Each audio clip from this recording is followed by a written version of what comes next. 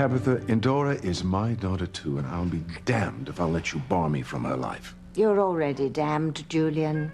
Just go wherever it is you go and let us be. Not until we have an understanding. I am going to be part of this little girl's life. It's time she got to know me as her father. She doesn't need a father, especially not one like you. Don't push me, Tabitha. You will regret it. Is that a threat? You bet it is. If you try to cut off my parental rights with Indora, I will be forced to sue you for custody, so help me God. You will never take my little girl away from me, Julian. Never, do you hear?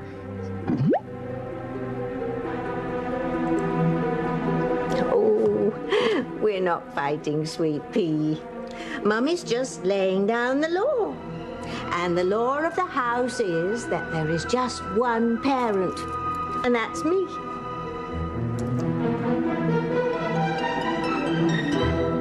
She's as much my daughter as she is yours. I have every right to spend time with her. Rubbish. But you don't have a leg to stand on. You with the bats in your belfry. I would have no trouble gaining custody of Indora in court. Everyone knows you're strange and too unbalanced to be responsible for a child. Lord knows how Timmy ever survived in this place as long as he did. Don't you dare bring Timmy's name up to me.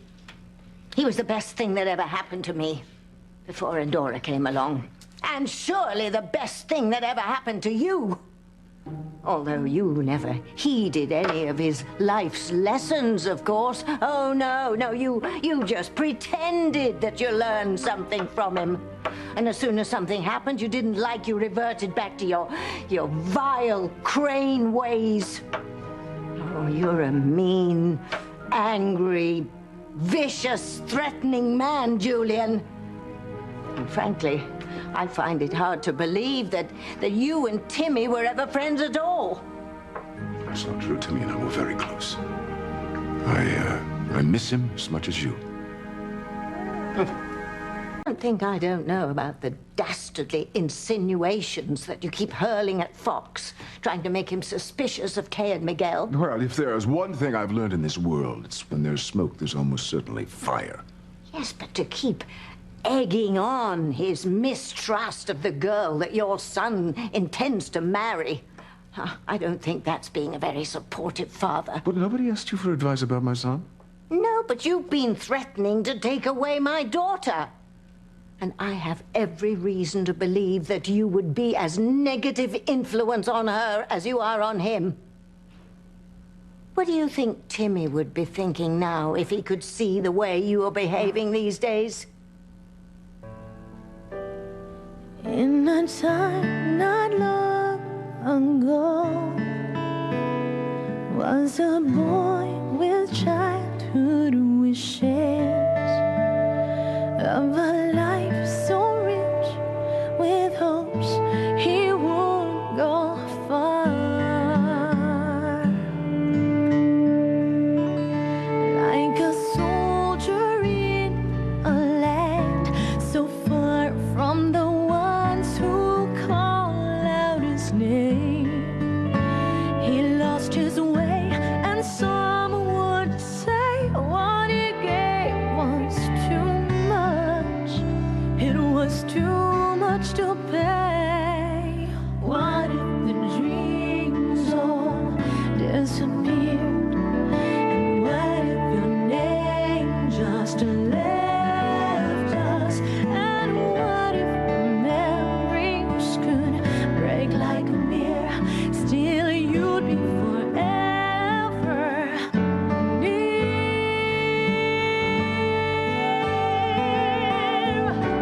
I'd see you here, I'd feel you near, forever near.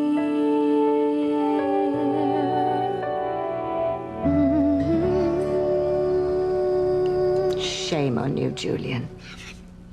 You claimed that you cared about Timmy.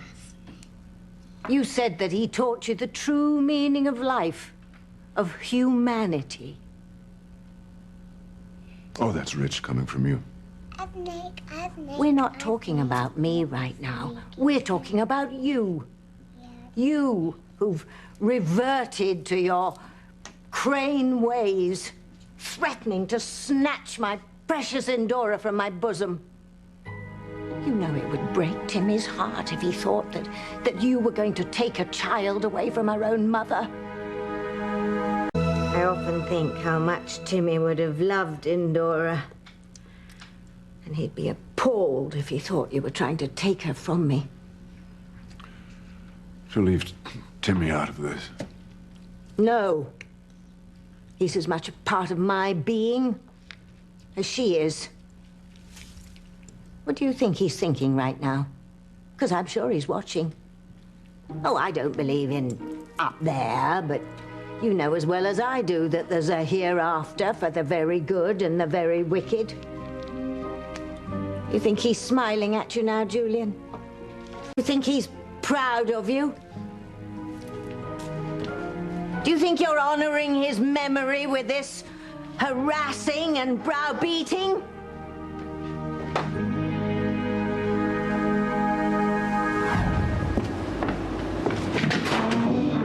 That way he's going to get us all killed. You're that old woman's doll.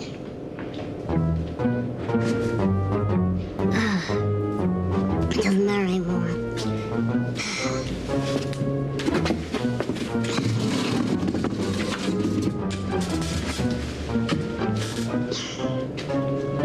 What are you doing? Drinking more Timmy if you want one.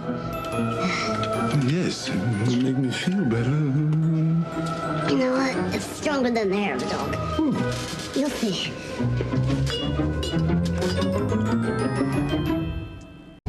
Well, thanks to you, it seems our Miss Kay dodged another bullet. But I shouldn't be happy about it. It was always you that wanted Fox and Kay to be together, not me. I don't know, I must be getting soft in my old age.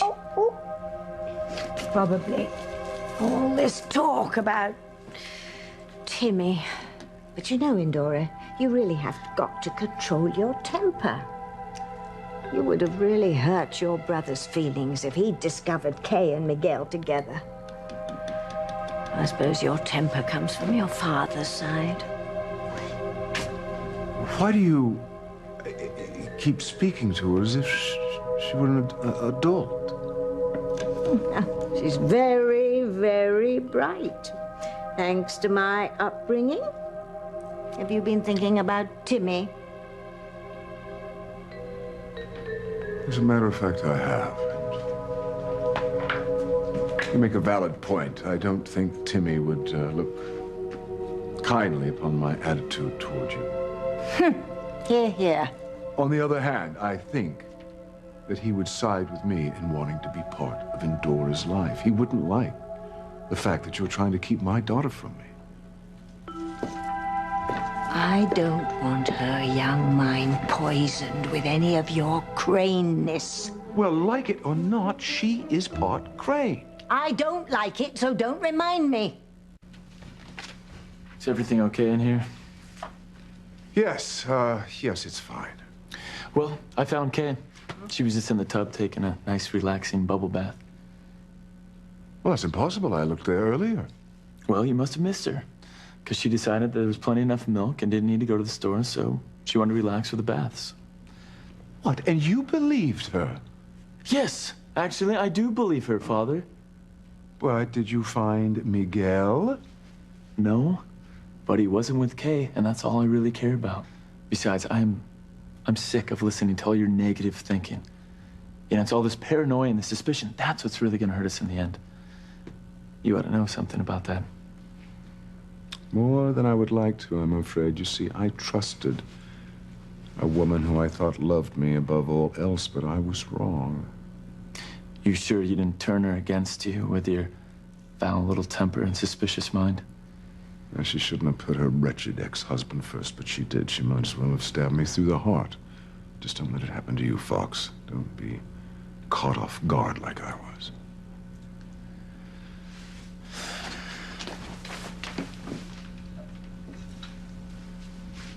You're not still mad at me about the chocolate thing, are you, kiddo? No, I know. Good. Because I love you too much for that. No. Good night, Father. Fox. You see, that's exactly what I'm talking about. The way you poisoned Fox's mind. I don't want you doing that to my daughter. No, spare me the moral indignation. I'm simply warning my son that the world isn't a fairy tale like Timmy wanted it to be. People say they care about you, but they don't really. In the end, you can't trust anyone, especially those that you love the most. I can't believe the things you said to Fox. Yeah. I'm only doing what any good father would. I'm instructing him in the cold, hard facts of love and life. Oh, then you didn't learn a damn thing from Timmy. Not even his memory jolted the mean-spiritedness out of your soul. I remember all the times with Timmy. They were fine times. They were happy times. I changed because of the good-hearted lad. Huh, and then what happened? I became a new person. Someone I had never been before. Someone Eve could love, or so I thought. And in the end, I was more hurt than I could ever have imagined. What are you talking about? Because, you see, that new, generous man was a fool. Eve never really loved me like that. She just used me for my wealth, and then she stomped all over my pathetic newfound heart. Well, I will not be a sap like that again. No one will ever take advantage of my good nature ever again, including you, Tabitha. Oh, I have no intention. And Dora is going to have every advantage that her Crane genes entitle her to. I will use every legal means I must to gain custody of her. No, you won't. She will leave this ramshackle hut and come live with me in the mansion. She will not. She will go to the finest schools and wear the most expensive clothes. No! No one is going to take your Dora from me. No one is going to take my child from me. No one, never. No one! Julian, you will never get my daughter from me. You're a mad woman.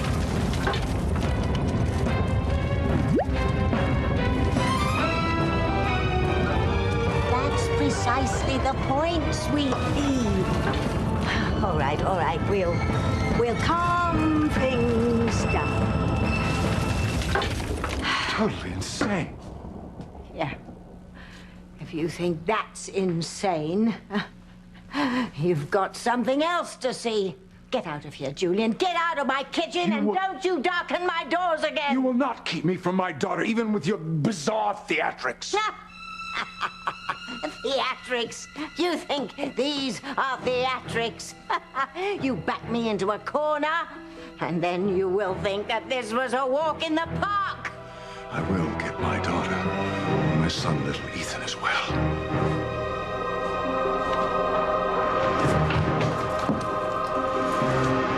Don't you worry. Don't you worry, my child.